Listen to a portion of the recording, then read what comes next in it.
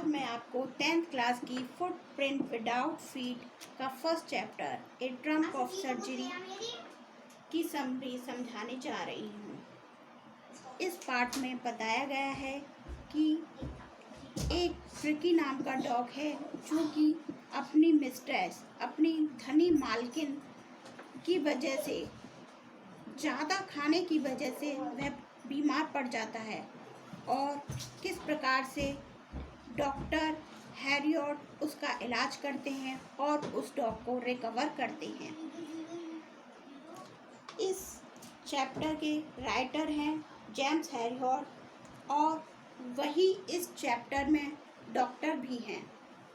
उन्होंने बताया कि एक दिन वह अपनी गाड़ी से सड़क पर जा रहे थे, तभी उन्होंने ट्रिकी डॉग को देखा और उसको देखकर वो शॉक्ड हो गए क्योंकि वह डॉग इतना मोटा था कि उससे चला भी नहीं जा रहा था। उसकी जीभ बाहर निकली हुई थी और वो जबड़ों में फंसी हुई थी। वह इतना मोटा था कि उसकी आंखों से भी लालपन झलक रहा था। मिसेस पंफ्रे उसकी मालकिन थी। मिसेस पंफ्रे से डॉक्टर हैरियट पूछते हैं कि आपका डॉग कैसा है।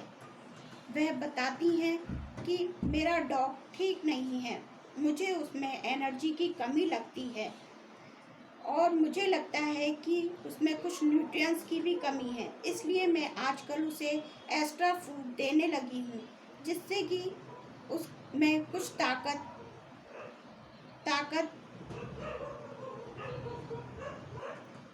जिससे कि उसमें कुछ ताकत आ जाए। वह उसे कुछ माल्ट और कोड लीवर ऑयल भी दे रही थी और खाने में रोज उसको हॉर्लिक्स भी दे रही थी जिससे कि उसको रात में अच्छी नींद आ जाए। और वह कह रही थी कि उसे केक और मीठी चीज़ें भी खाने में पसंद हैं, इसलिए वो उसे थोड़ा थोड़ा मीठा केक भी दे देती हैं। लेकिन मिस्टर हैरियट ने उनसे कहा कि मैंने आपको पहले ही बताया था कि आप उसे खाने में मीठी चीज़, चॉकलेट, केक वगैरह ना दें। लेकिन मिसेस पंफ्रे कहती हैं कि मैंने कुछ दिनों तक इसको खाने में मीठी चीज़ें नहीं दी थी, लेकिन मुझे ऐसा लगा कि वह वीक होता जा रहा है, इसलिए मैंने फिर से इसे खाने में मीठी चीज़ें देना शुरू कर दिया। लेकिन मीठी चीज़ें खाने से वह दिन पर दिन मोटा होता जा रहा था। मिसेस पंफ्रे से हैरियट पूछते हैं कि क्या आप इसको एक्सरसाइज भी करवाती हैं। लेकिन मिसेस पंफ्रे कहती हैं कि हाँ, थोड़ा बहुत मैं इसको टहलाने के लिए ले जाती हूँ और मेरा माली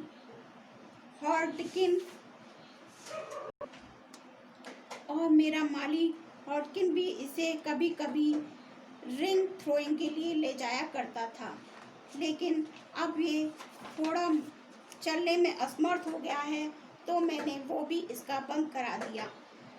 तभी मिसेस हैरियट डॉक्टर हैरियट को गुस्सा आता है और वह तेज आवाज़ में उनसे कहते हैं, मैंने आपसे पहले ही कहा था कि आप इसकी डाइट को कम कीजिए, इसके खाने को कम कीजिए और इससे एक्सरसाइज करवाइए, नहीं तो यह बीमार पड़ जाएगा।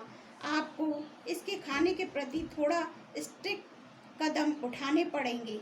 मिसेस पंफ्रे अपना हाथ हिलाते हुए कहती हैं, ओह ठीक है मिस्टर हैरियट, आप गुस्सा ना कीजिए, मैं इस बारे में सोचूंगी। लेकिन ये थोड़ा बहुत कठिन है, लेकिन फिर भी मैं कोशिश करूंगी कि इसके खाने को कम करूं। और ऐसा कहते हुए वह रोड पर चली जाती हैं। तभी मिस्टर हैरियट देखते हैं कि इस प्रकार से मिसेस पंफ्रे अपने डॉग के लिए बहुत परेशान हैं क्योंकि वो उससे बहुत प्यार करती हैं, इसलिए वह उसके खाने पर भी कंट्रोल नहीं कर पाती हैं और वह उसका बहुत ध्यान रखती हैं। इसलिए वह उसे खाने में निरंतर कुछ न कुछ देती रहती हैं। उन्होंने अपने डॉग ट्रिकी के लिए कई प्रकार के कोट भी बनवा रखे थे। वह कभी ट्वीट कोट पहनाती थी उसे, कभी ठंड का मौसम होने पर कोल्ड वेदर वाला कोट भी पहनाती थी, और बारिश के दिनों में उसके लिए उन्होंने रेन कोट भी बनवा रखा था। वह उसकी देखभाल के लिए बहुत संघर्ष करती थी। मिसेस प्रम्फे की लाभ मिस्टर हैरियट को यकीन था कि कुछ दिन बाद मिसेस प्रम्फे का कॉल जरूर आएगा, क्योंकि वो उस पर नियंत्रण नहीं रख पाएंगी, उसके खाने पर नियंत्रण नहीं रख पाएंगी और वह बीमार पड़ जाएगा। और उनका संदेह सही निकला। कुछ दिनों बाद मिसेस प्रम्फे का कॉल आया। मिसेस प्रम्फे घबराई हुई थी और उन्होंने कहा कि मेरा ट्रिकी डॉगी कुछ भी नहीं खा रहा है। मिस्टर हैरियट, वो बहुत कमज़ोर दिख रहा है, वह अपनी फेवरेट डिश भी नहीं खा रहा है और थोड़ी थोड़ी देर बाद उल्टियाँ भी कर रहा है, और वह अपने जगह से बिल्कुल भी नहीं हिल पा रहा है और ना ही वह चल पा रहा है। आप बताइए अब मैं क्या करूं? वो कुछ नहीं खा रहा है। मिस्टर हैरियट कहते हैं कि आप ट्रिकी को लेकर मेरे पास आइए। मुझे लगता है कि उसे आपको हॉस्पिटलाइज करना पड़ेगा। वह मेरी निगरानी में रहेगा, तभी वह ठीक हो पाएगा। यह बात सुनकर मिसेस प्रम्फे बहुत दुखी हो जाती हैं। वह कहती हैं कि मैं उसे एक क्षण भी अपने आप से दूर नहीं करती हूँ, तो मैं आपके पास उसे कैसे छोड़ सकती हूँ। लेकिन मिस डॉक्टर हैरियट ने समझाया कि आपको उसे छोड़ना ही होगा, तभी वह ठीक हो सकता है। वह अभी बहुत बीमार है, आपको उसकी देखभाल के लिए मेरे पास उसे छोड़ना ही पड़ेगा। फिर वह थोड़ा सोचती हैं और बिना देर करे उसे मिस्टर हैरियट के पास ले जाती हैं।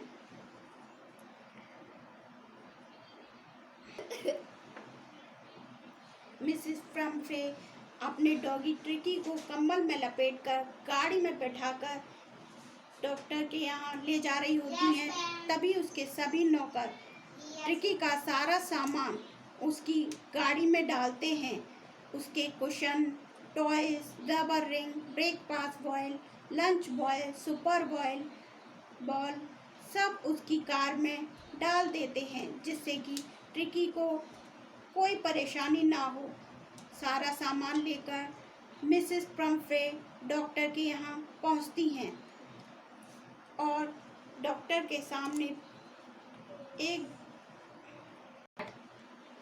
जैसे ही मिसेस प्रम्फे डॉक्टर के हॉस्पिटल पहुंचती हैं, मिस्टर हैरियट मिसेस प्रम्फे को देखते हैं और ट्रिकी को देखते हैं, और ट्रिकी के सिर पर जैसे ही हाथ फेरते हैं, वैसे ही ट्रिकी पूंछ हिलाकर उनको आश्वासन देता है।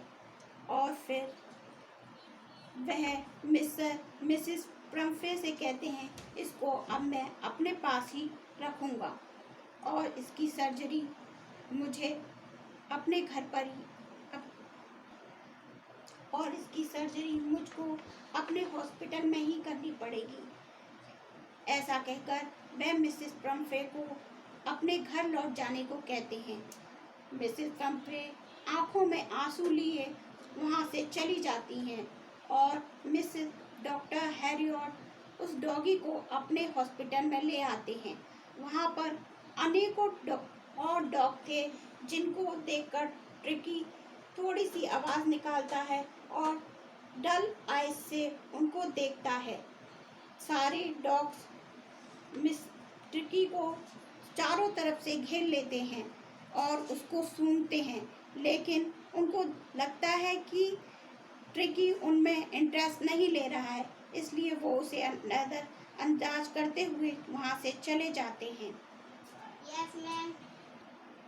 डॉक्टर हैरियट उसे एक कमरे में ले जाते हैं और उसका बेड एक छोटे से बॉक्स में लगा देते हैं। तभी वह ट्रिकी डॉग सो जाता है। 2 दिन बाद वह अपनी आंखें खोलता है। डॉक्टर साहब उसको खाने में 2 दिन तक कुछ भी नहीं देते हैं, केवल उसको पानी देते हैं और पानी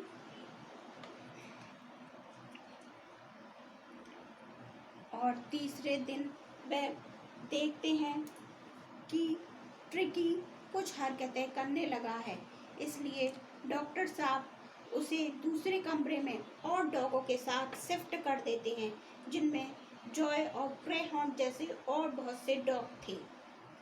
वह देखते हैं ट्रिकी उनके साथ थोड़ा बहुत मूवमेंट कर रहा है, लेकिन अपने फैटी शरीर के साथ वह उनके साथ खेल नहीं पा रहा है। कुछ दिनों बाद वह देखते हैं उसमें कुछ थोड़ा सा मूवमेंट दिखाई देता है और दूसरे दिन जब मिस्टर हैरी और ट्रीसन नाम के डॉग को बाउल में खाना देते हैं तो वह जल्दी जल्दी सारा अपना खाना खा लेता है। आपने देखा होगा कि कुछ कुत्ते जल्दी जल्दी अपना सारा खाना ख़त्म कर लेते हैं, क्योंकि वह अपना खाना दूसरे कुत्तों के साथ नहीं बांटना चाहते हैं। इसी तरीके से ट्रीसन नाम का डॉग भी जल्दी जल्दी अपना खाना ख़त्म करता है और जैसे ही खाना ख़त्म होता है ट्रिकी घूमता हुआ उसकी तरफ देखता है कि बाउल में शायद कुछ बचा हो, लेकिन उस बाउल में कुछ नहीं था। वो खाली बाउल चाटने लगता है। दूसरे दिन ट्रिकी के लिए भी मिस डॉक्टर हैरी और खाना रखते हैं, लेकिन वह थोड़ी मात्रा में ही उसे खाना देते हैं, जिससे कि उसका फैट ब्रस्ट हो सके और वह जल्दी जल्दी ठीक हो सके। खाना कम खाने से वह धीरे धीरे जल्दी से जल्दी ठीक होने लगा। डॉक्टर हैरियॉट ने उसे कोई मेडिकल दवा नहीं दी, केवल उन्होंने उसके खाने को कम कर दिया। इसी से ही वह धीरे धीरे ठीक होने लगा।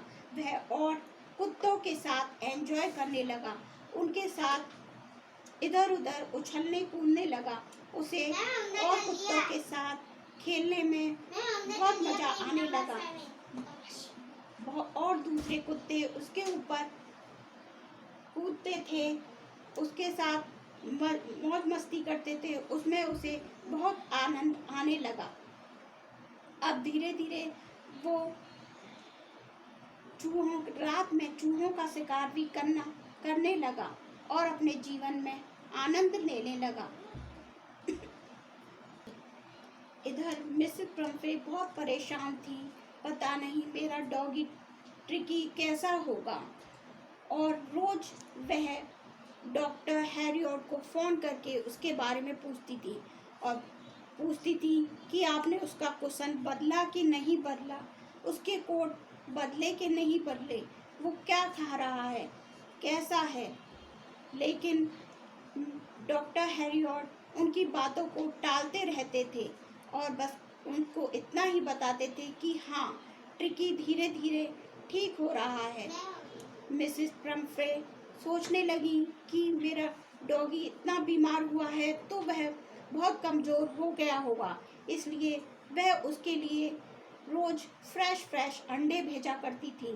कम से कम 2 दर्जन अंडे वो उसे एक टाइम में भेजा करती थी, ट्रिकी, जिससे कि उसकी ताकत फिर से लौट आए। लेकिन डॉक्टर हैरियॉट ट्रिकी को ये अंडे नहीं देते थे। वे सारे अंडे अपने स्टाफ में बांट दिया करते थे और उनके स्टाफ वाले इससे अपना लंच और डिनर बनाकर काम चलाया करते थे। इसी प्रकार से उन्हें मिसेस प्रम्फे को यह लगा कि अब वह इतना बीमार हो चुका है तो उसके ब्लड में भी कमी आ गई होगी, इसलिए वह उसके लिए वाइन भी भेजा करती थी। लेकिन डॉक्टर हैरियॉट उस वाइन को ट्रिकी को नहीं दिया करते थे। वह अपने स्टाफ में ही उस वाइन को बांट दिया करते थे। सुबह शाम उनके स्टाफ में 2 ग्लासेस वाइन पी जा रही थी। स्टाफ वाले इससे बहुत खुश थे। वो चाहते थे कि हमारे हॉस्पिटल में ट्रिकी हमेशा रहे, जिससे कि हम भी इसका आनंद लेते रहें। लेकिन डॉक्टर हैरियट जानते थे कि यह हमारा परमानेंट पेशेंट नहीं है। उसे तो एक ना एक दिन जाना ही होगा, क्योंकि मिसेस फ्रम्पे ट्रिकी को लेकर दिन और रात बहुत परेशान थी। एक दिन ऐसा आया जब डॉक्टर हैरियट ने मिसेस फ्रम्पे को फ़ोन करके बताया कि आपका ट्रिकी अब बिल्कुल स्वस्थ है, क्योंकि अब वो अच्छी तरह से खेलने कूदने लगा था और सभी कार्य ढंग से करने लगा था। इसलिए उन्होंने मिसेस फ्रम्पे को कॉल करके बता दिया कि अब ट्रिकी बिल्कुल ठीक है। ये सुनते ही मिसेस फ्रम्पे अपनी ब्लैक गाड़ी को लेकर तुरंत डॉक्टर के हॉस्पिटल चल दी और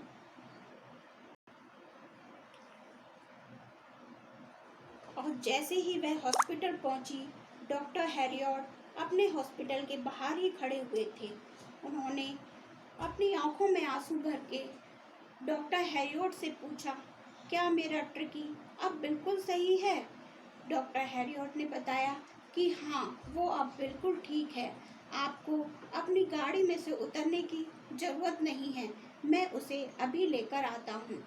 वह अपने हॉस्पिटल के गार्डन में गए और वहाँ पर ट्रिकी सभी कुत्तों के साथ खेल रहा था और वह इतना प्यारा था कि अलग ही चमक रहा था।